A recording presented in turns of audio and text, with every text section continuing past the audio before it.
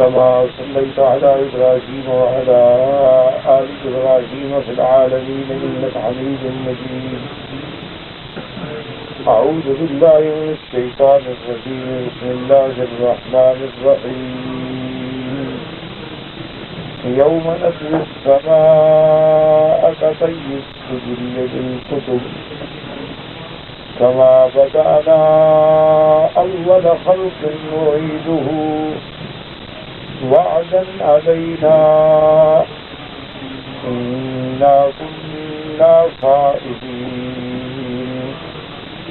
قال المؤلف والمفسر رحمه الله تعالى: هذا من نفع بعلومه وعلومكم في الدارين آمين. إلى أن قال: يقول تعالى: هذا كائن يوم القيامة يوم نطوي السماء كطي السجل للكتب.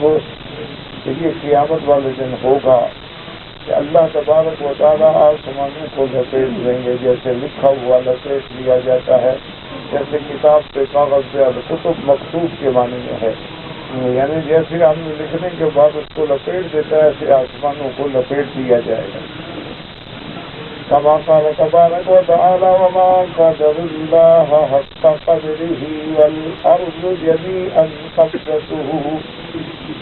قبضته يوم القيامة والسماوات مطويات بيمينه سبحانه وتعالى عما يشركون. وقد قال البخاري رحمه الله تعالى: حدثنا مقدم بن محمد قال حدثني عمي القاسم بن يحيى عن عبيد الله النافع عن ابن عمر عن رسول الله صلى الله عليه وسلم قال: إن الله يقبض يوم القيامة الأرضين وتكون السماوات بيمينه. امام بخاری رحمۃ اللہ علیہ نے سند کے ساتھ یہ حدیث مبارک بیان فرمائی. حضرت ابن عمر رضی اللہ تعالیٰ عنہما سے روایت ہے کہ اللہ تبارک و تعالیٰ کی قیامت والے دن سب زمینوں کو اپنے ہاتھ میں لیں گے اور آسمان بھی اللہ کے ہاتھ میں ہوں گے. ان فرضی من هذا الوجه البخاری رحمہ اللہ تعالیٰ. وقال ابن ابي حاتم حدثنا ابي قال حدثنا محمد بن احمد بن الحجاج الرقي قال حدثنا محمد بن سلمة بن الواسط عن ابي مريح الازدي عن ابي الجوزاء الازدي عن ابن عباس رضي الله تعالى عنه قال: يطوي الله السماوات السبع بما فيها من الخليقة والأرضين السبع بما فيها من الخليقة يأتي ذلك كله بيمينه يكون ذلك كله بيده بمنزلة خردلة.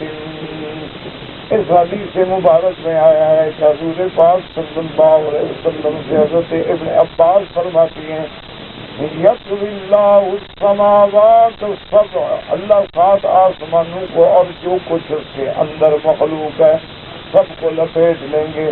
اسی طرح زمینوں کو اور جو ان کے اندر مخلوق ہے سب کو لپیٹ لیں گے اور سب اللہ کے ہاتھ میں ہوں گے. اور کلہ بیدہ بمنزلۃ خردلۃ، اور اللہ کے ہاتھ میں ان کی حیثیت ایسے ہوگی جیسے ایک سرسوں کا دانہ ہوتا ہے. تو اس لیے میں نے عرض کیا تھا کہ قیامت کا جو مسئلہ ہے اللہ کی توحید بھی اللہ راضی ہو تو سمجھ آ جاتی ہے، مسئلہ نبوت و رسالت بھی سمجھ آ جاتا ہے، لیکن قیامت جو ہے نا اس کے لیے بہت بڑے ایمان کی ضرورت ہے. ہاں، جن لوگوں کا اللہ پہ یقین کامل ہوتا ہے ان کے لیے تو مشکل ہی کوئی، جیسا کہ موجود ہے کتابوں میں. حضرت عمر کے زمانے میں رضی اللہ تعالی عنہ کے زمانے میں جب کسرا سے مقابلہ ہوا تو کسرا بادشاہ نے اپنی فوجوں کو حکم دیا کہ کچھ مسلمانوں کو پکڑ کے لاؤ، میں ان سے بات کرنا چاہتا ہوں. تو کسرا کی فوجوں نے مسلمانوں کو دھوکہ دیا اور چند آدمی گرفتار کر لیے اور بادشاہ کو پیش کیے، جن میں عبداللہ ابن حذافہ السہمی رضی اللہ تعالی عنہ۔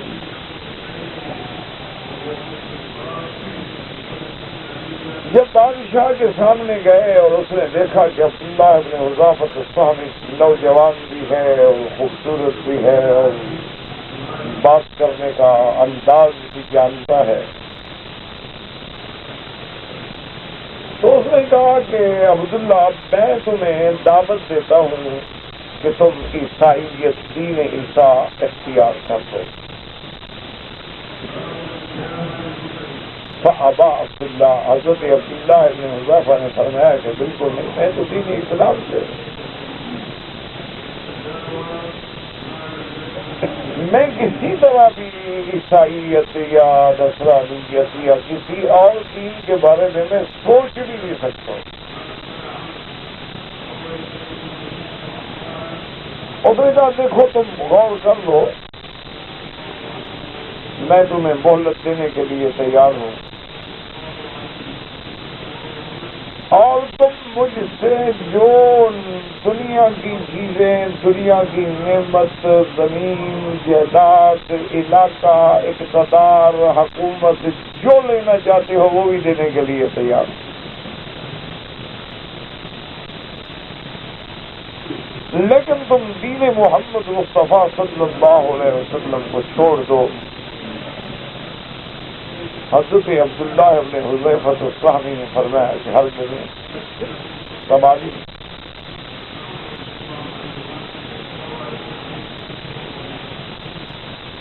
اس نے کہا کہ دیکھو پھر میں تمہیں سخت سزا دوں گا، اور بادشاہ نے حکم دیا کہ ان کے ساتھ جو قیدی ہیں ان میں سے دو قیدیوں کو عبداللہ ابن حذافہ السہمی کے سامنے ایک بہت بڑا کڑھا جو ہے تیل کا گرم کرے اور ان کو زندہ ڈال دے۔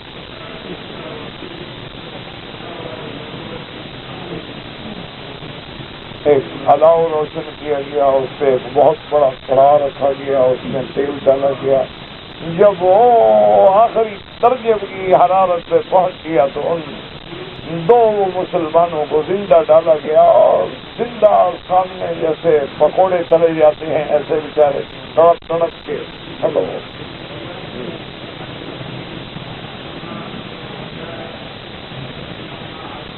اب بادشاہ نے حکم دیا کہ عبداللہ ابن حذافہ السہمی کو پھر لے آؤ میرے دربار میں۔ لے گئے، انہوں نے کہا دیکھو تمہارے ساتھیوں کا کیا انجام ہوا ہے؟ انہوں نے کہا کیا ہو گیا؟ شہید ہو گئے ہیں۔ کیا ہو کیا انجام ہوا؟ کیا انجام ہوا؟ شہید ہو گئے تھے۔ اور تمہیں پتہ ہے کہ شہید کا کیا مرتبہ ہے کہ اللہ نے اس کو نبی صدیق کے بعد ذکر کیا، اور یہ تمہارے سامنے مر گئے ہیں، لیکن اللہ نے تو ان کو وہ مقام بخشا ہے کہ مردہ بھی نہ کہو۔ وَلَا تَقُولُوا لِمَن يُقْتَلُ فِي سَبِيلِ اللَّهِ أَمْوَاتٌ بَلْ أَحْيَاءٌ، وہ تو دائمی زندگی کی طرف چلے گئے۔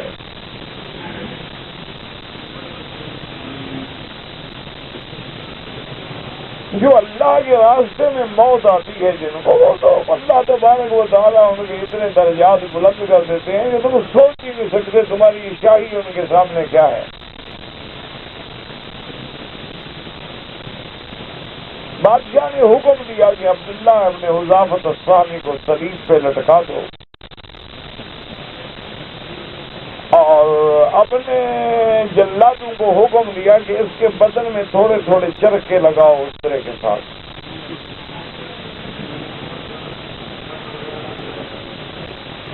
اور ساتھ اس کو کہتے رہو کہ اب بھی اگر دین مصطفیٰ چھوڑ دو تو ہم تمہیں چھوڑ دیں گے۔ حضرت حذیفہ لٹکے ہوئے ہیں، بدن کاٹتے ہیں، اور جوں بدن کٹتا ہے اور جوں وہ کلمہ شہادت سے زور دیتے ہیں لا الہ الا اللہ محمد رسول اللہ۔ اسی لیے میں نے عرض کیا نا یہ مسئلہ سمجھنے والا نہیں ہے۔ اب دیکھیں نا پانی کا ایک گلاس رکھا ہوتا ہے، بڑے سے بڑے عالم کو پوچھو کہ بھئی دیکھ کے بتاؤ میٹھا ہے کہ پھیکا ہے، کیسے بتاؤ؟ چکھو تو پتہ لگے گا نا، دیکھنے سے تو پتہ نہیں لگ سکتا۔ تو جن لوگوں کو اللہ کے راستے میں قربانی دینے کی شہادت کی لذت ملی ہے تو ان کو پتہ ہے۔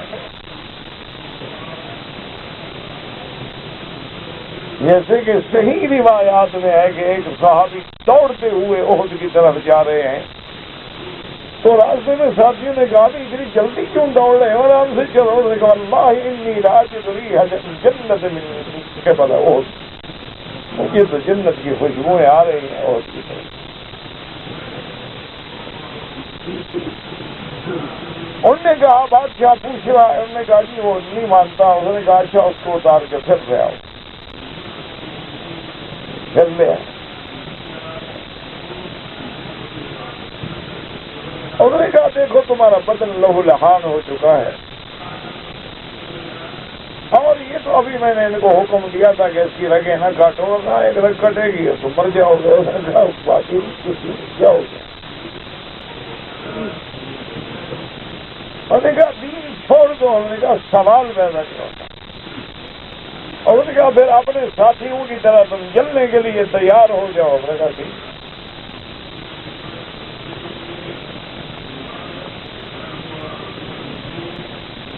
حکم دیا بادشاہ نے کہ اسی طرح تیل گرم کرو اور اس کو بھی ڈالو۔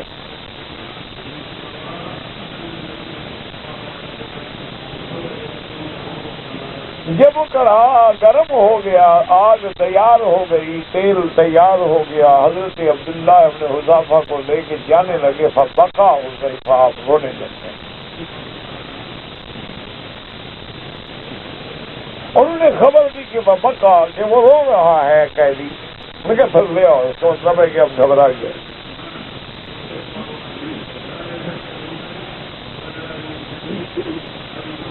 پھر لے آئے حضرت عبداللہ ابن حذافہ الصحابی کو۔ اس نے کہا ہاں معلوم ہوا ہے کہ رو رہے ہیں۔ انہوں نے کہا بے وقوف، میں اس لیے تھوڑا رو رہا تھا کہ میں مر جاؤں گا، میں اس لیے رو رہا ہوں کہ اللہ کے راستے میں ایک جان ہے، جتنے میرے بال ہیں اتنا دفعہ اللہ زندہ کرے میں چلتا رہوں۔ میں تو اس لیے رو رہا ہوں کہ جان دی ہوئی اس کی تھی، حق تو یہ ہے کہ حق ادا نہ ہوا۔ ہم نے کیا جان تو اسی نے دی تھی، اس کے نام پر دے دی، ہم نے کیا قربانی کی ہے؟ اس کو یقین ہو گیا۔ اس نے کہا دیکھو عبداللہ تم ایک خوبصورت نوجوان ہو اور بہت اچھا بولتے ہو، میں نہیں چاہتا کہ تم اس طرح مر جاؤ۔ اچھا اب تمہارے لیے ایک آسان حل ہے کہ میرے آ کے پیشانی پہ بوسہ دے دو، میں چھوڑ دوں گا۔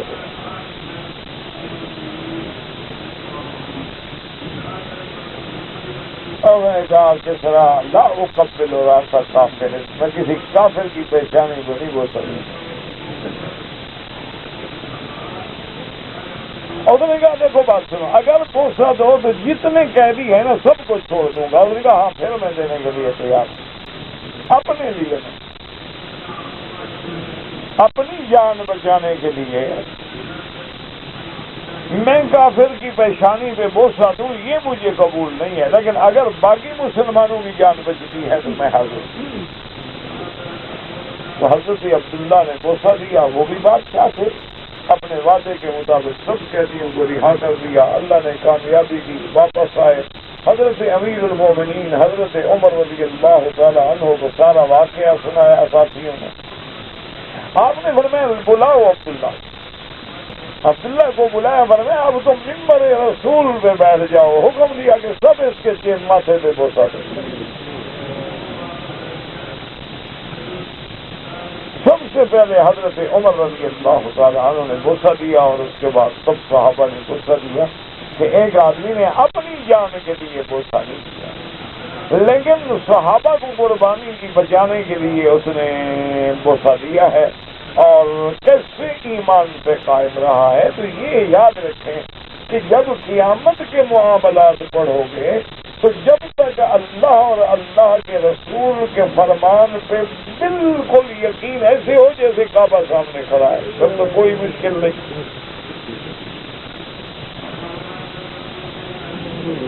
اور اگر ذرا سا بھی لچک ہے عقیدے میں، کمزوری ہے، عقل غالب آ رہا ہے شریعت پہ، پھر نہیں سمجھا، پھر آدمی سمجھ ہی نہیں سکتا ہے۔ اسی لیے تو اللہ نے فرمایا کہ تم روح کے بارے میں کیا جانتے ہو، ہمیں تو پتہ ہے۔ اسی لیے اللہ نے فرمایا کہ میرا محبوب جب یہ روح کے بارے میں پوچھیں یسألونک عن الروح قل الروح من امر ربی، قل الروح من امر ربی وما اوتیتم من العلم الا قلیلا، کہ روح جو ہے وہ امر ربی ہے، ہم نہیں جانتے۔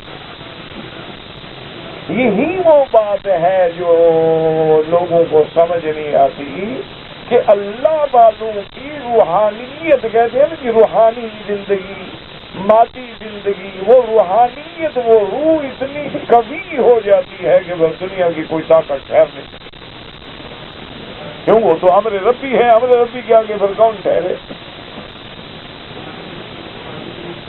یہی وجہ تھی نا کہ حضرت سفینہ رضی اللہ تعالی عنہ جب قافلے سے بچھڑ گئے اور جنگل ہے، اکیلا صحابی ہے، ہاتھ میں کوئی اسلحہ نہیں ہے، کچھ بھی نہیں ہے، اور سامنے دھاڑتا ہوا شیر نکلتا ہے۔ یہ کہہ دینا تو بڑا آسان ہے نا، جن لوگوں نے شکار کھیلا ہو نا شیر کا، ان سے پوچھو، بڑے بڑے سورما جو بہادر بنتے ہیں نا، ان کی بولتی بند ہو جاتی ہے جب شیر سامنے آئے۔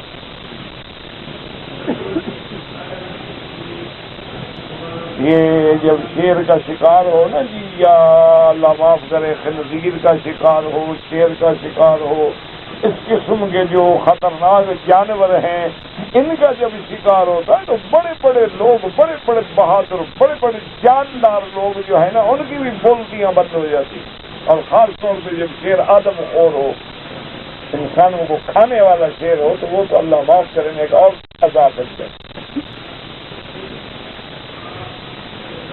درختوں پہ مجان بنا کے رائفلیں ہاتھ میں لے کے شکاری بیٹھتے ہیں، لیکن جب شیر جنگل سے دھاڑتا ہے نا، وہی پیشاب کر رہے ہیں۔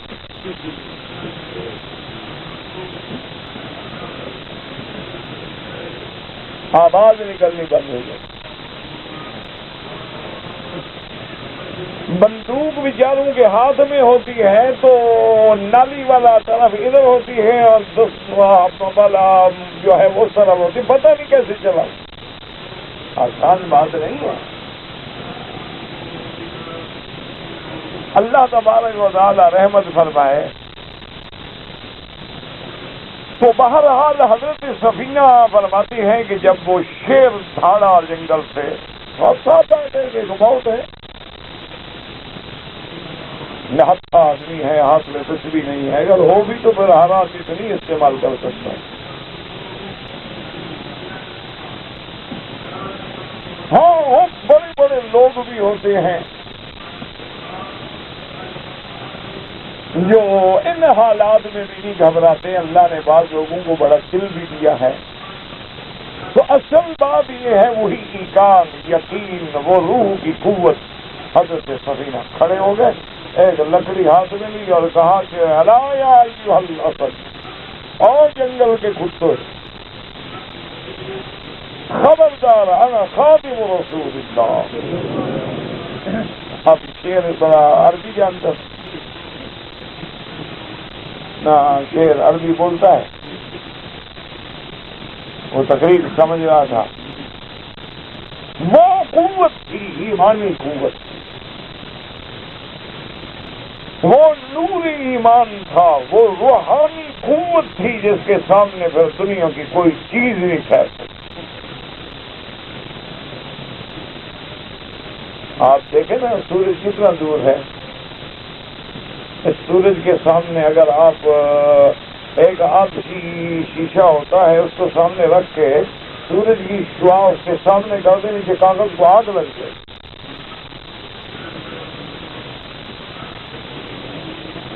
اگر اس معمولی سے نور کی یہ قوت ہے تو نور ایمان کی کتنی بڑی قوت ہے. یہ تو کچھ بھی نہیں ہے نا. آپ یقین کریں اللہ معاف کرے، اللہ معاف کرے، اللہ ہر پریشانیوں سے، عذاب سے، ابتلاءات سے، اختبارات سے، تکلیفوں سے، عذاب سے محفوظ رکھے. آپ ایک 1000 واٹ کا بلب لگا کے اس کے نیچے مجھے 2 گھنٹے بیٹھ کے دکھا دیں، بدن میں آگ لگ. یہ تو مادی نور ہیں، اور جن کو اللہ نے نور ایمان سے نوازا ہے مصیبت تو یہ ہے نا کہ ہمارے اندر وہ ہے ہی نہیں. ہم صرف نام کے مسلمان ہیں، کام کے نہیں. نام ہے ہمارے ماشاءاللہ مسلمانوں والے، باپ دادا مسلمان تھے، کبھی ٹوٹی پھوٹی نماز بھی پڑھ لیتے ہیں. نہ نماز ہے ہماری، نہ روزہ ہے، نہ کلمہ ہے، نہ یقین ہے. یہ ایمان کی قوت ہے. نہ کہا کہ خبردار انا خاتم رسول اللہ صلی اللہ علیہ وسلم. سوچ جنگل کے جانور مجھ پہ سوچ کے حملہ کرنا، میں محمد الرسول اللہ کا خادم ہوں. حضرت سفینہ فرماتے ہیں شیر کھڑا ہو گیا، گردن جھکا دی، ختم. کون تھا ابلا کا؟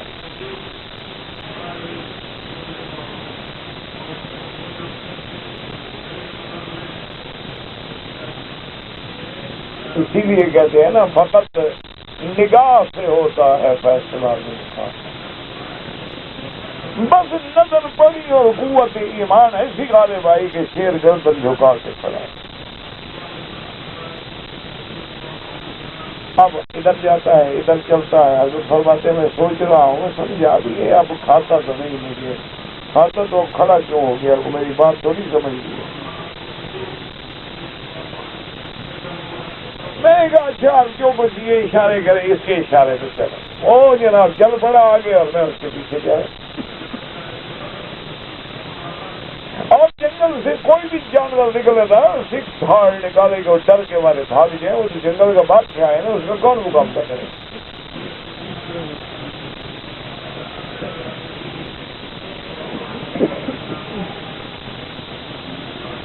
تو کہتے ہیں کہ میں پیچھے چلتا رہا. وہ مجھے جھاڑیوں سے، جنگلوں سے گزارتا رہا. جب باہر میدان میں آیا تو میں نے دیکھا مجھے قافلہ اور خیمے اور کپڑے نظر آ گئے. جب قافلہ قریب آ گیا تو اس نے 2 دفعہ 3 دفعہ آوازیں نکالی، مجھے سلام کیا اور واپس چل پڑا کہ میں کھانے نہیں، میں تو پہنچانے آیا ہوں، تمہارا قافلہ پہنچ گو بول دی. کہ کون سی چیزیں تھی آخر؟ یہ کوئی کہہ دینا تو بڑا آسان ہے نا. صحابہ تو بڑی بات ہے. طارق اپنے زیاد توڑ دو کشتیاں توڑ دیں گے تو دریا کیسے بنوں گا؟ دریا کیا؟ سب سے پہلے میں گھوڑا ڈالتا. کیا تھا اصل بات جو ہے وہ ایمان کیا ہے. تو ایک جھوٹا قصہ اللہ عالم سچا ہے یا جھوٹا ہے تو ایسے لوگوں کا سنایا بنایا خدا جانے کتنا سچا ہے کتنا جھوٹا ہے. وہ ایک دن ایک مولوی صاحب نے دیکھا کہ ایک چرواہا ہے بکریاں چرانے والا، بکریاں بھی ہیں خود بھی ہے اور جناب دریا سے چلتا ہوا رہا. حیران ہو گیا، ابھی نہ بکریاں ڈوبتی ہیں نہ چرواہا ڈوبتا ہے. کھڑا ہو گیا. جب وہ آ گیا دریا عبور کر لیا، اس نے کہا یار ٹھہرو خدا کے بندے، میں نے دیکھا ہے. اس نے کہا مولوی صاحب آپ ایک دن تقریر جمعہ میں کر رہے تھے اور بسم اللہ الرحمن الرحیم کے فضائل بیان کر رہے تھے. میں نے تو آپ سے سنا تھا. اب یہ ہے کہ پل بہت دور ہے نہر کا، میں تو بس بسم اللہ پڑھ کے آ جاتا ہوں. اور بھائی بات تھی تقریب تو میں نے کی تھی. دوسرے دن اس نے شاگردوں کو بلایا، کہتا ہے آؤ جی. شاگردوں کو لیا، رسی بھی ساتھ لی، کہتے رسی میری کمر میں باندھ رہا ہوں، میں بسم اللہ پڑھ کے چلتا ہوں. اگر ڈوبنے لگوں تو پھر کھینچ لینا، ایسا نہ استاد ہی ڈوب جائے. تو جب یہ یقین ہوگا تب رکھا گیا حضرت اندر. یہی وجہ ہے کہ ہم وظیفے پڑھتے ہیں کام نہیں ہوتا، طواف کرتے ہیں کام نہیں ہوتا، ملتزم پہ روتے ہیں کام نہیں ہوتا، حتیم میں ماتھے رگڑتے ہیں کام نہیں ہوتا، مقام ابراہیم کے پیچھے بیٹھے ہیں گڑ گڑاتے ہیں کام نہیں ہوتا. وجہ کیا ہے میرا بھائی؟ وجہ وہی ہے، وہ اندر ایمان ہو تو کام ہو نا.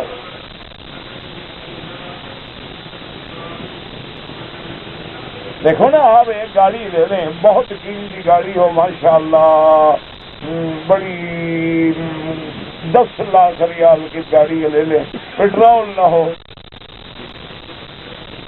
چل پڑے گی. گاڑی لے لیں، صرف ایک ٹائر پنچر ہو جائے، چلے گی؟ ہمارا تو سب کچھ پنچر ہے. آنکھیں فلمیں دیکھ دیکھ کے پنچر ہو گئی ہیں، عورتیں دیکھ دیکھ کے ختم ہو گئی ہیں، کان جھوٹ سن سن کے پک گئے ہیں، پاؤں گناہ کی طرف چل چل کے تھک چکے ہیں، ہاتھ گندے چیزوں کو پکڑنے میں وقت گزار چکے ہیں. تو اب اگر وہی گندے ہاتھ لگا کے کعبے سے کھڑے رہے تو کیا ہوگا؟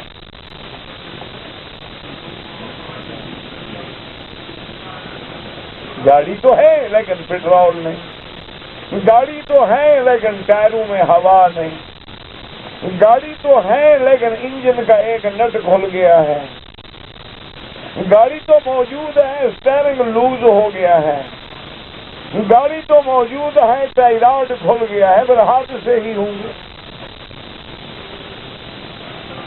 ہمارا تو سب کچھ کھلا ہوا ہے نا، انجر پنجر کھلا ہوا ہے. سفید داڑھی ہوتی ہے، اینک 4 نمبر کی لگتی ہے، کوئی عورت گزرے تو اللہم صلی علی. ہمارا ایمان ہے بتا. انا للہ و انا الیہ. اچھا کچھ بھی نہ ہونا اور آگے جا رہی ہو، پیچھے بھی غور کریں یار. برقع تو بڑا اچھا کٹ بھی ماشاء اللہ لگتا ہے، چال اچھی، طواف ہے. آگے عورت ہے، اس کے پورے جغرافیے پہ بات ہو رہی. تو اس کے بعد حال یہی ہے جو دیکھ رہے ہو، کہیں زلزلے ہیں، کہیں مار پڑ رہی ہے، کہیں پیشاب کر کے مسلمانوں کی داڑیاں موڑی جاتی ہیں. انا للہ و انا الیہ راجعون. علاج کیا ہے یاد رکھو، علاج لڑائی نہیں، علاج توبہ ہے.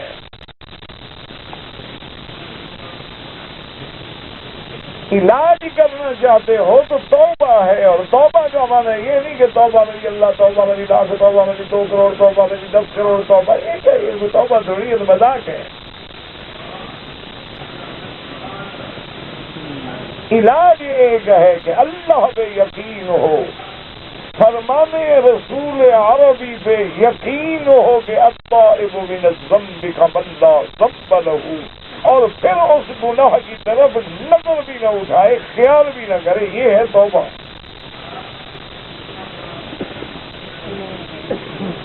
آج بھی اگر حضور کی امت توبہ میں گر جائے تو اللہ نے جیسے قوم یونس سے عذاب اٹھا لیے تھے، عذاب اٹھ جائے. لما آمنوا فکشفنا. بس اب علاج یہی ہے، اور اس کا حل یہ ہے کہ تم میرے لیے دعا کیا کرو، میں تیرے لیے دعا کیا کروں. تمہاری دعائیں شاید لگ جائیں. میری تو زبان بھی گندی ہے، عمل بھی گندے ہیں، احوال بھی گندے ہیں. اللہ اکبر، شاید تیری دعا سے کام چل جائے. وقوله كطي السجل للكتب المراد بالسجل الكتاب یعنی لکھ کے لپیٹ دیا جانا. وقیل المراد بالسجل هنا ملک من الملائکہ، یہ قول ضعیف ہے. بعض علماء نے لکھا ہے کہ سجل فرشتے کا نام ہے، لیکن وہ قول پہلا کیونکہ بعد میں لفظ ہے للکتب. قال ابن ابي حاتم حدثنا علي بن الحسين قال حدثنا محمد بن العلاء قال حدثنا يحيى بن اليمان قال حدثنا ابو الوفاء الاسدي عن ابيه عن ابن عمر في قوله تعالى يوم نطوي السماء كطي السجل للكتب قال السجل ملك فإذا سائل من استغفار قال اكتبها نورا. ان نے کہا، ان میں بھی ایک روایت ہے کہ اس سے مراد ایک فرشتہ ہے، اور جب بندہ توبہ کرتا ہے اللہ حکم دیتے ہیں کہ نور سے لکھو اس کی توبہ. وہاں کا داروا جریر ابی قریب بن ابی ایمان بھی قال ابن ابی حاتم رواه ابی جعفر محمد بن علی بن الحسین ان السجل ملک وقال صديقي هذا السجل ملك موكل بالصحف فإذا مات الإنسان رفع كتابه إلى السجل فطبعه فرفعه إلى يوم القيامة. حضرت صدیقی فرماتی ہیں کہ سجل سے مراد اللہ کا ایک فرشتہ ہے. اللہ نے اس کے ذمہ رکھا ہے کہ بندے کے جب صحائف اعمال لکھے جاتے ہیں ان کو لپیٹ کے وہ لائیں اوپر، ان کو لپیٹ کے رکھ دیں، پھر وہ قیامت کے دن کھلیں گے. وقیل المراد به اسم رجل صحابی كان يكتب للنبي صلی اللہ علیہ وسلم الوحی. اور ایک قول یہ ہے کہ سجل ایک صحابی کا نام ہے، وہ وحی لکھتے تھے حضور صلی اللہ علیہ وسلم. قال حدثنا نوح بن قيس عمرو بن مالك بن الجوزاء عن ابن عباس يوم نطوي السماء كطي السجل للكتب السجل والرجل. قال نوح يزيد بن كعب الهلوزي عمرو بن مالك بن الجوزاء عن ابن قال السجل كاتب للنبي صلى الله عليه وسلم. وهكذا رواه ابو داود والنسائي كلاهما عن قتيبة بنت سعيد بن نوح بن قيس عن يزيد بن كعب بن مالك بن الجوزاء قال السجل كاتب للنبي صلى الله عليه وسلم. ورواه ابن جرير بن علي الجهضمي كما تقدم. ورواه ابن عدي من رواية يحيى بن عمرو بن مالك النكري عن ابي بن الجوزاء عن ابن عباس رضي الله تعالى عنهما قال كان رسول الله صلى الله عليه وسلم كاتب يسمى السجل وهو قوله يوم نطوي السماء كطي السجل للكتب كما يطوي السجل الكتاب كذلك السماء ثم قال وهو غير محفوظ. یہ سب روایت غیر محفوظ نہیں. وقال الخطيب البغدادي في تاريخه أنبأنا أبو بكر البرقاطي أنبأنا محمد بن محمد بن يعقوب الحجاجي أنبأنا أحمد بن حسين القرخي أن حمدان بن سعيد حدثه أن عبد الله بن عمير عن عبيد الله بن عمر عن نافع عن ابن عمر رضي الله تعالى عنهما قال السجل كاتب للنبي صلى الله عليه وسلم وهذا منكر جدا. یہ بالکل لا قابل اعتبار ہے، لا يصيح اصلا. وكذلك ما تقدم بعض من روايات ابي داود وغيره لا يصيح ايضا. وقد صرح جماعة من الحفاظ بوضعه. بڑے بڑے حافظ حدیث ہیں، انہوں نے کہا یہ ساری روایات موضوع ہے کہ حضور کے کاتب کا نام سجل تھا، یا ایک صحابی کا نام سجل تھا، یا ایک فرشتے کا نام سجل تھا. یہ ساری روایات صحیح نہیں. وإن كان في سنن أبي داود منهم شيخنا الحافظ الكبير ابن الحجاج المزي فصلى الله في عمره ونسى في أجره وختم له بالصالح أمره وقد فصل هذا الجزء راهلا ولله الحمد. مفسر فرماتے ہیں اس موضوع پہ میں نے علیحدہ ایک کتاب لکھی ہے. وقد تصدى الإمام أبو جعفر قال هذا الحديث ورده أتم رد وقال لا يعرف بالصحابة أحد اسمه السجل کہ حضور کے صحابہ میں کوئی ایسا صحابی نہیں ہے جس کا نام سجل ہو. کتاب النبی صلی اللہ علیہ وسلم اور حضور کے کاتب وحی لکھنے والے معروفون ولیس فیہم احد اسمہ والسجل. ان کاتب الوحی لوگوں میں کوئی بھی صحابی نہیں جس کا نام سجل ہو. وصدق رحم اللہ فی ذلک وهو من القلة التي لا ذکر في هذا الحديث. واما من ذکر في اسماء الصحابہ فانما اعتمد على هذا الحديث لا على غيره. اب فرماتے ہیں کہ ابی داؤد نے ایک روایت نقل کی ہے تو بعض لوگوں نے اس پر اعتماد کرتے ہوئے یہ اقوال نقل کیے ہیں، لیکن صحیح بات یہی ہے کہ کوئی بھی صحابی ایسا نہیں جس کا نام سجل ہو، اور کوئی بھی حضور پاک کے کاتب الوحی لوگوں میں سے ایسا کاتب نہیں جس کا نام سجل ہو. یہ تمام روایات جو ہیں حیثیت کو نہیں پہنچتی. والصحیح عن ابن عباس رضی اللہ تعالی عنہ ان السجل هي الصحیفۃ. حضرت ابن عباس رضی اللہ تعالی عنہ سے جو صحیح قول ہے وہ یہی ہے کہ سجل سے مراد وہ صحیفہ ہے، کتاب جس میں لکھا جاتا ہے. قال هو علی بن ابی طلحہ فی انہ صادر رجال کتاب غیر واحد فاختاره ابن جرير والمعروف في اللغة. وعلى هذا يكون مالك يوم نتلي السماء كطي السجل للكتاب. الكتاب بمعنى المكتوب کہ جیسے لکھنے کے بعد کاغذ کو لپیٹ دیا جاتا ہے، اسی طرح اللہ تبارک و تعالیٰ آسمانوں کو لپیٹ دیں گے. فلما أسلما وتله للجبين، یعنی جب آپ نے لٹایا اپنے بیٹے حضرت اسماعیل کو پیشانی کے بل، حالانکہ للجبین ہے لیکن لام بمانے الجبین ہے، مانا تھا کہ الجبین وله نظار لغت اللہ عالم. اب اللہ فرماتے کما بدأنا اول خلق نعیدہ وعدا علینا انا كنا فاعلین. یعنی هذا قائل لا محال یوما يريد الله خلق خلقا جديدا كما بدأهم هو القادر ولا يعجز به. اللہ نے فرمایا یہ ہو کے رہے گا جس میں کوئی شک نہیں. جس دن اللہ تبارک و تعالیٰ اپنی مخلوق کو دوبارہ زندہ فرمائیں گے جیسے پہلے پیدا فرمایا تھا. جو پہلے پیدا کرنے پہ قادر ہیں وہ دوبارہ بھی اٹھانے پہ قادر ہیں. جو پروردگار عالم ایک پانی کے قطرے سے انسان بنانے پہ قادر ہیں وہ اس کی مٹی سے بھی دوبارہ اس کو زندہ کرنے پہ قادر ہیں. اس لیے فرماتی منہا خلقناکم، اسی مٹی سے تم کو پیدا کیا. وفیہا نعیدکم ومنہا نخرجکم تارۃ اخری، اور پھر ہم اسی سے تمہیں دوبارہ اٹھائیں گے. وذالک واجب الوقوع، یہ لازم ہوگا، ہر حال میں ہوگا، قیامت ہوگی، ہم سب اٹھیں گے.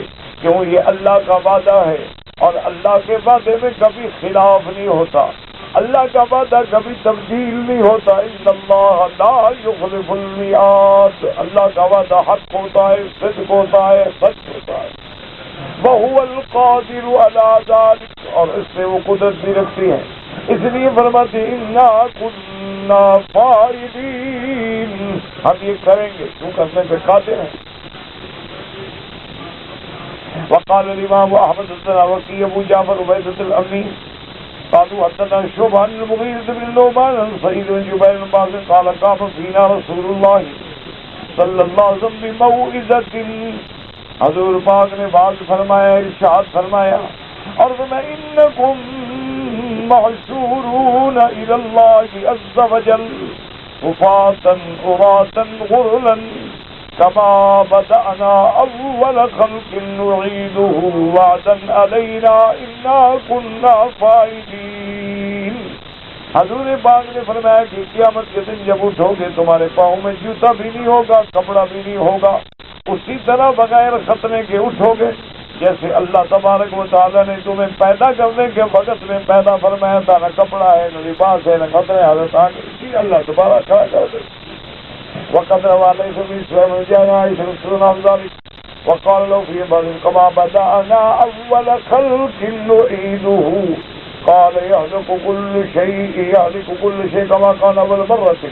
پہلے اللہ تبارک و تعالی ہر چیز کو فنا کر دیں گے. کل من علیہا فان ویبقى وجه ربك ذو الجلال والاکرام. اس کے بعد پھر اللہ تبارک و تعالی دوبارہ سب چیزوں کو زندہ فرما دیں گے. واللہ اعلم.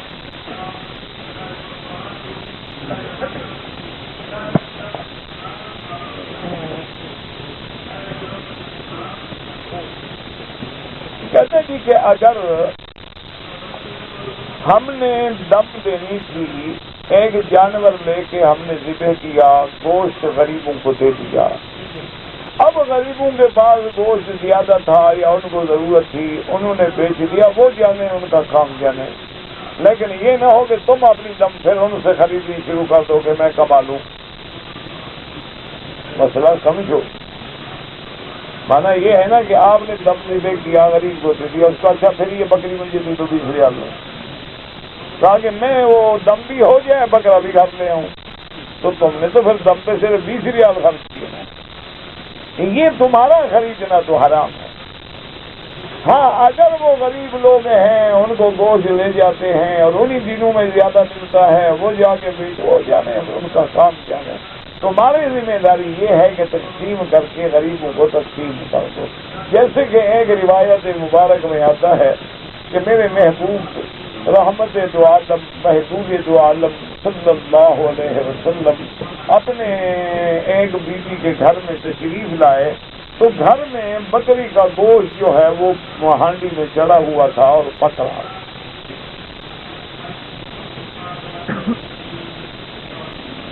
اور جب کھانے کا وقت آیا تو بی بی صاحبہ نے کوئی اور روٹی پیش کی، لیکن وہ گوشت حضور کے سامنے نہیں رکھا. آپ نے فرمایا آپ تو گوشت جو پکا رہے ہو کیوں نہیں کھلایا؟ انہوں نے کہا کہ یا رسول اللہ وہ تو صدقے کا گوشت ہے اور آپ صدقہ تو کھاتے نہیں. وہ تو خیرات ہے، صدقہ کیا کسی نے اور ہمیں گوشت بھیجا تھا.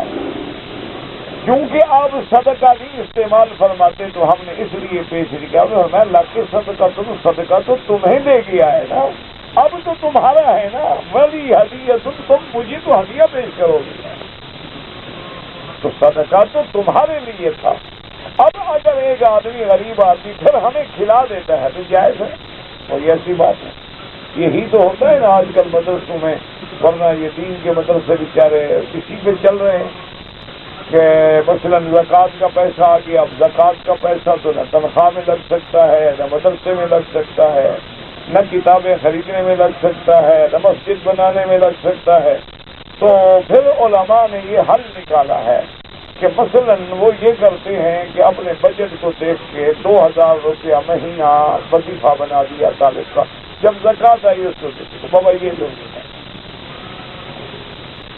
اب زکوٰۃ کا مالک جو ہے وہ طالب بن گیا. اس کو کہا بابا جا کے میس کے اپنے پہ کھانے کے پیسے جمع کراؤ، کتابوں کے بھی پیسے جمع کراؤ، ہاسپٹل کے بھی پیسے جمع کراؤ. اب اس نے جا کے فیس جمع کرا دی، مدرسے میں آ گیا، مدرسہ چلتا رہا.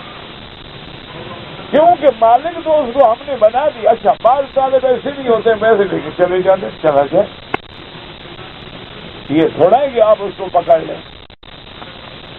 کیونکہ زکوٰۃ دینے میں مستحق کو دیں اور مالک بھی بنائیں کہ بھئی اب یہ تمہارا ملک ہے، تم جانو تمہارا کام کیا. ہم نے غریب کو صدقہ کیا، دم کیا، گوشت تقسیم کر کے دے دیا، بابا اب یہ تمہارا ہے، تم جانو تمہارا کام کیا. لیکن یہ نہیں کہ اس سے پھر تم خود بکری خرید لو. وہ ایک آدمی تھا، وہ زکوٰۃ نکالتا تھا، اس کی مثلا زکوٰۃ ہوتی نا مثلا 2000 روپے. پتہ ہے وہ کیا کرتا؟ 2000 روپے کے نوٹ جو ہیں پلاسٹک کی تھیلی میں بند کر کے ایک گندم کی بوری کے اندر رکھ دے. دیکھتا ہے کہ بھی کوئی غریب آدمی آ رہا ہے، کوئی دبا ہے، بابا ادھر آؤ ادھر آؤ، تم غریب ہو؟ کہا جی بالکل غریب ہیں، گھر میں کھانا ہی نہیں ہے، اتنے بچے ہیں. انہوں نے کہا اچھا یہ زکوٰۃ ہے، زکوٰۃ کا مال ہے، یہ سب لے جاؤ.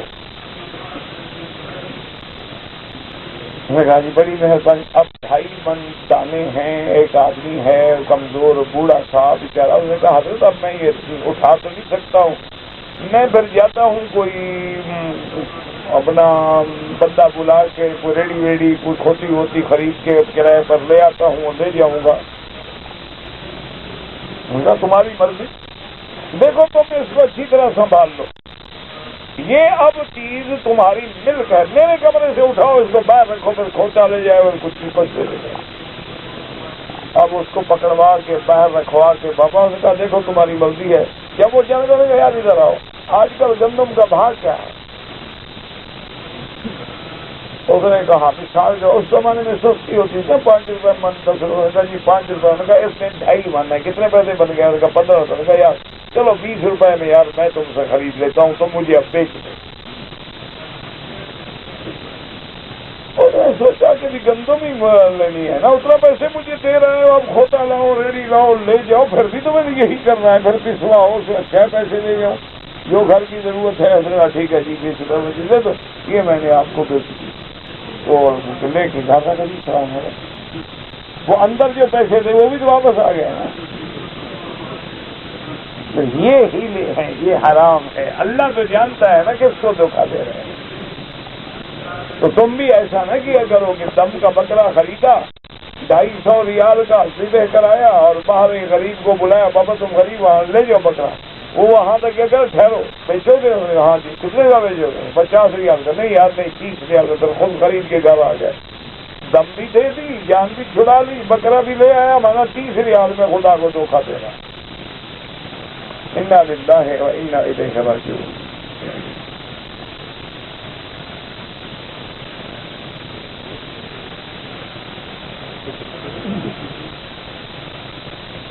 کہتے جی ہمارے گھر میں ایک آدمی رہتا ہے، فجر کی نماز نہیں پڑھتا، ہم نے اس کو بہت نصیحت کی ہے لیکن وہ نہیں پڑھتا ہے۔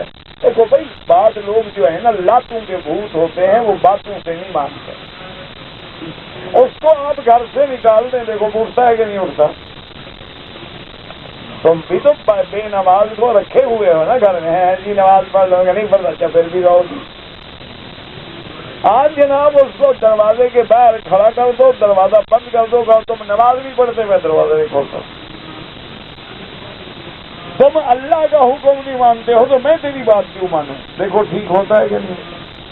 پھر بھی ٹھیک نہ ہونا، یہاں تو اسلامی حکومت ہے، یہ جو گاڑیوں میں آتے ہیں نا کہتے ہیں نماز پڑھو، ان کو ذرا وہ بندہ دکھا دو یہ نماز نہیں پڑھتا، انشاءاللہ دوسرے دن اگر صف اول میں نہ بیٹھا ہوں میں جو مرضی ہے مجھے کہیں۔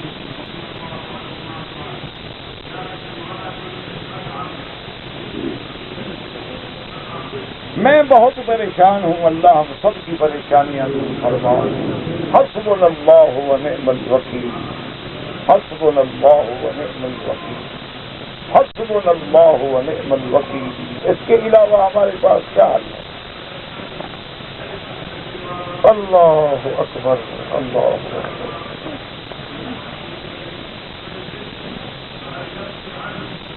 کہتا ہے جی کہ میں نے کنکریاں 12 ذی الحج کو ظہر سے پہلے مار دی، اس دفعہ حالات کے پیش نظر علماء نے فتویٰ دیا تھا تو اس لیے انشاءاللہ دم نہیں ہوگی، لیکن آئندہ احتیاط رکھو، 12 تاریخ کو وقت زوال کے بعد شروع ہوتا ہے، زوال سے پہلے نہیں شروع ہوتا۔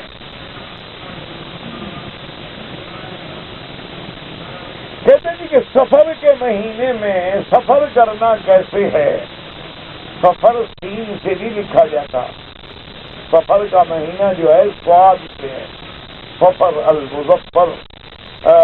یہ کافروں کا عقیدہ ہے کہ سفر میں مہینے میں سفر نہ کرو، منحوس مہینہ ہے، شادی نہ کرو، فلاں نہ کرو، یہ کافروں کے، مسلمانوں کے لیے سب مہینے برابر ہیں، ایک کی خوشی ہوتی ہے ایک کا غم ہوتا ہے۔ اب اگر سفر کے مہینے میں تمہارے گھر اللہ بچہ دے دے تو اس کو بھی اٹھا کے باہر پھینک دو، منحوس ہے۔ سفر کے مہینے میں کھانا بھی نہ کھاؤ، خدا نہ خاصا کوئی گلے میں پھنس جائے مر جاؤ۔ اللہ کے بندے ان عدت الشہور عند اللہ 12 شہرا، اللہ نے 12 مہینے بنائے ہیں، ان کے دن بنائے ہیں، بعض دنوں کو اللہ نے بعض پہ فضیلت دی ہے لیکن منحوس کوئی نہیں ہوتا۔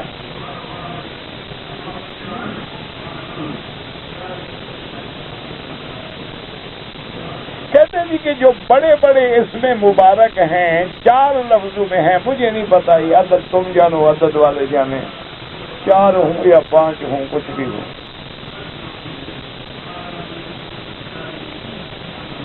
اگر ایک آدمی نے مکہ میں رہتا ہے، عمرہ کرنا تھا، کپڑے اس نے گھر رکھے، 2 چادریں باندھی، میقات پہ چلا گیا، وہاں جا کے غسل کیا، نماز پڑھی، نیت کی، عمرہ کیا، ٹھیک ہے۔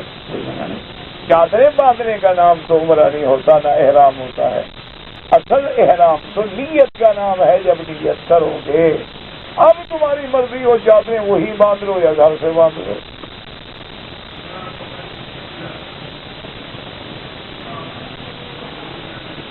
اگر ایک آدمی نے طواف کر لیا ہے اور اس نے نماز کی سنت بھی پڑھنی ہے اور طواف کے 2 رکعت بھی پڑھنے ہیں، تو پہلے طواف کے 2 رکعت پڑھے، کیونکہ امام ابو حنیفہ رحمۃ اللہ علیہ کے نزدیک وہ واجب ہے۔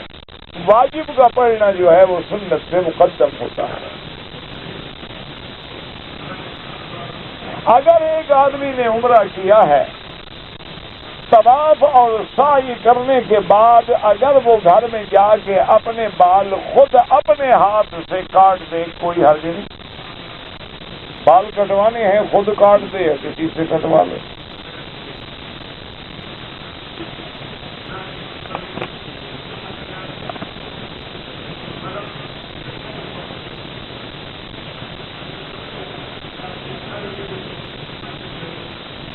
کہتے جی کہ میں گھر میں ڈرائیور کی نوکری کرتا ہوں، لیکن وہ گھر والے لوگ جو ہیں ڈرائیوری کے علاوہ بھی مجھ سے کبھی کوئی بجلی کا کام ہو خراب ہو جائے، کبھی دروازہ خراب ہو جائے، کبھی کوئی اور کام ہو جائے، وہ بھی مجھ سے کراتے ہیں، لیکن تنخواہ مجھے وہ ڈرائیور والی جو مقرر ہے دیتے ہیں، باقی کاموں پہ پیسے نہیں دیتے۔ میرا بھائی، یا تو آپ ان سے بات کرو نا کہ میں ڈرائیور ہوں، میں اس کے پیسے لوں گا، باقی کام لوگے تو اس کا مجھے کچھ نہ کچھ دیا کر۔ وہ کہہ دیں کہ ہاں دیں گے، پھر نہ دیں، پھر تو تم لے سکتے ہو، ورنہ ان کے مال سے چوری نہیں اٹھا سکتے۔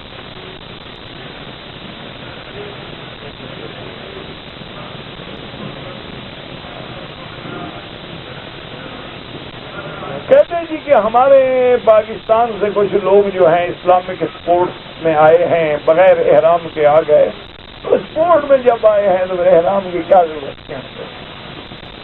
بہرحال اصولی بات یہی ہے کہ اگر آپ سیدھا مکے آ رہے تھے اور آپ کی نیت عمرہ نہیں تھا، کھیل ویل تھی، تو پھر تو دم سے بچ جاؤ گے، لیکن امام ابو حنیفہ رحمۃ اللہ علیہ کے نزدیک تو بالکل اجازت ہے۔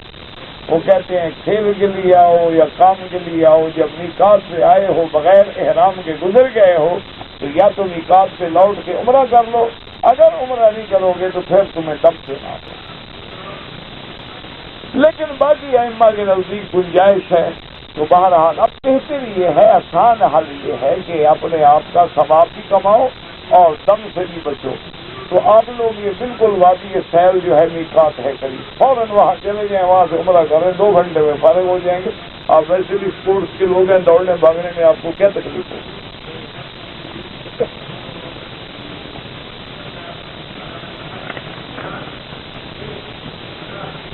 عمرے کا طریقہ جو ہے نا میرا بھائی یہی ہے کہ آدمی میقات سے جا کے غسل کرے، غسل کرنے کے بعد بدن کو خوشبو لگائے لیکن کپڑوں میں خوشبو نہ لگائے، پھر مسجد میں جا کے 2 رکعت نماز پڑھے اور اس کے بعد لبیک عمرۃ لبیک اللہم لبیک لبیک لا شریک لک لبیک پڑھتے ہوئے مکہ آ جائے۔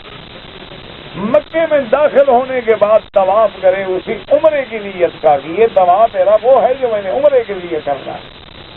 طواف کرنے کے بعد 2 رکعت نماز پڑھے، منتظم سے دعا مانگے، پھر استلام کرتے ہوئے صفا مروا جائے، 7 دفعہ صفا سے شروع کرے، مروا پہ ختم کرے، پھر اس طرح پھروائے یا بال کٹوائے، عمرہ ہو گیا۔ اگر نماز میں خیالات منتشر ہونے لگیں اور آنکھیں بند کر لیں ٹھیک ہے، لیکن یہ نہیں کہ روز آنکھیں بند کر کے پڑھو۔ اللہ نے آنکھیں دی ہے تو اندھے کیوں بنو؟ اور پھر حدیث ہے کہ ان تعبد اللہ کأنک تراہ، ایسی عبادت کرو گویا خدا کو دیکھ رہے۔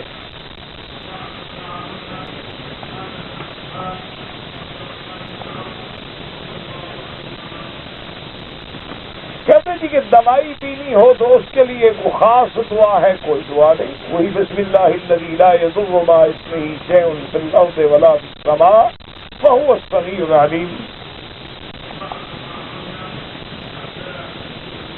کہتے جی پاکستان میں حالات جو ہیں بہت خراب ہیں، بلوچستان میں اور دیگر مقامات سے۔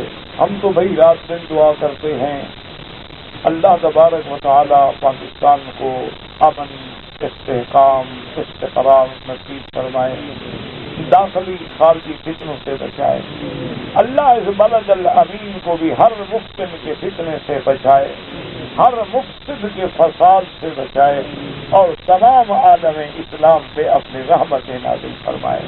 لیکن میرا بھائی دعا کرو کہ جن کو اللہ نے حالات کے اصلاح کی توفیق دی ہے اللہ ان کو سیدھا راستہ نصیب کرو، کیونکہ مسائل حل کیے جاتے ہیں۔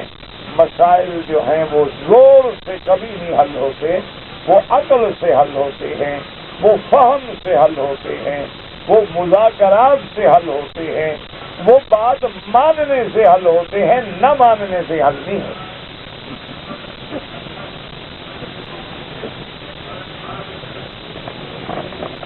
یہ میرے پاس تو بھائی اتنا وقت نہیں ہے، وصیت ہے کیا ہے؟ یہ کوئی وصیت نہیں ہے، اس نام کا آدمی نہیں ہے مدینہ منورہ میں۔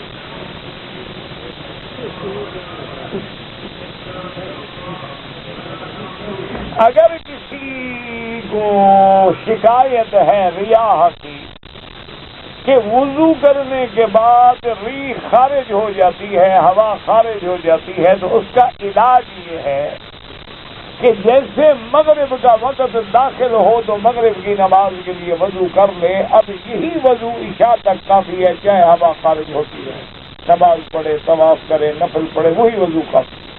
پھر جب عشاء کی نماز کا وقت آئے تو پھر دوبارہ وضو کرے، پھر اس کے ساتھ نماز پڑھے، نفل پڑھے، سنت پڑھے، ہوا خارج، کیوں اس کے بس میں نہیں، مجبور ہے۔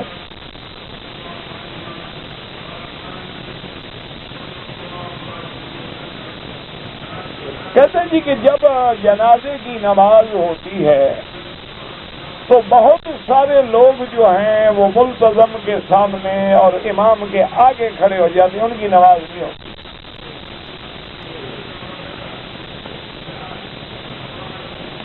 حیض اور نفاس کی حالت میں عورت اگر ذکر کرے سبحان اللہ کہہ سکتی ہے، کوئی منع نہیں۔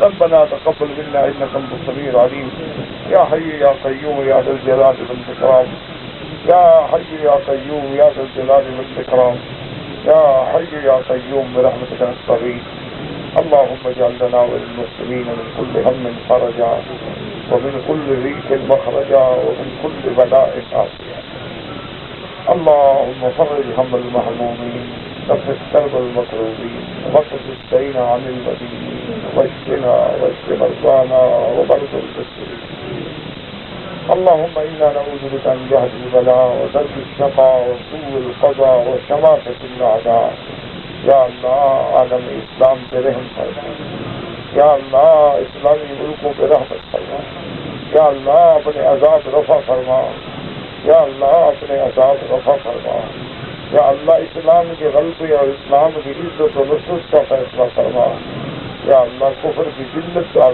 ہلاکت کا فیصلہ فرما، یا اللہ بیماروں کو شفا عطا فرما، بے حیاؤں کو حیا عطا فرما، بے دینوں کو دین عطا فرما، بے اولادوں کو اولاد عطا فرما، جن کی اولاد ہے ان کو صالح بنا، یا اللہ جن کے گھروں میں بچیاں ہیں ان کے رشتے آسان فرما، مستقبل روشن فرما، یا اللہ ہمیں مانگنا بھی نہیں آتا بغیر مانگی عطا فرما، یا الہ العالمین یا ارحم الراحمین، ہماری ظاہری، باطنی، روحانی، جسمانی، نفسانی بیماریاں، پریشانیاں، مسائل سب اپنی رحمت سے دور فرما، سب اپنی رحمت سے دور فرما۔ ایاک نعبد و ایاک نستعین، ایاک نعبد و ایاک نستعین، ایاک نعبد و ایاک نستعین، یا مسدد الاسباب، یا مفتح الابواب، یا دلیل المتحیرین، یا مفرح المحزونین، يا غياث المستغيثين أغثنا أغثنا أغثنا عليك توكلنا وإليك أنبنا اللهم أحسن عاقبتنا في الأمور كلها وأجرنا من خزي الدنيا وعذاب الآخرة اللهم أكفنا شر الأشرار وكيد الفجار اللهم أكفنا شر شياطين الجن والإنس اللهم أكفنيهم بما شئت ربنا تقبل منا إنك أنت السميع العليم وتب علينا إنك أنت التواب الرحيم صلى الله تعالى على خير خلقه سيدنا محمد وعلى آله وأصحابه أجمعين اللهم صل على سيدنا محمد وعلى آل سيدنا محمد كما صليت على إبراهيم